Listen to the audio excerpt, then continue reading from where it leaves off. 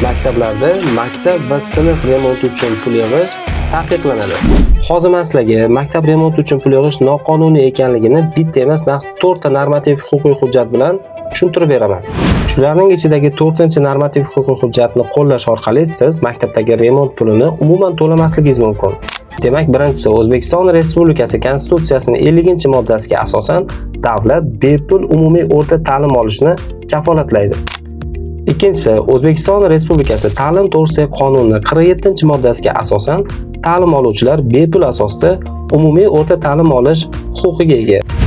Uchinchisi, O'zbekiston Respublikasi Vazirlar Mahkamasining 140-sonli qaroriga asosan davlat umumta'lim muassasasini moliyalashtirish belgilangan tartibda ro'yxatdan o'tkazilgan va tasdiqlangan xarajatlar smetasiga muvofiq amalga oshiriladi.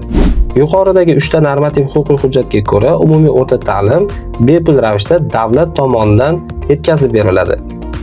To'rtinchisi, ya'ni eng asosiysi, O'zbekiston Respublikasi Xalq ta'limi vazirining 2019-yil 11-yanvar sanasidagi 31-18-sonli buyrug'ining 31-bandiga ko'ra ta'lim muassasasida o'quvchilar va ularning ota-onalaridan turli sabablar bilan kengash a'zolari, ta'lim tashkiloti rahbari va boshqa xodimlari tomonidan pul mablag'larini yig'ish qat'iyan taqiqlanadi.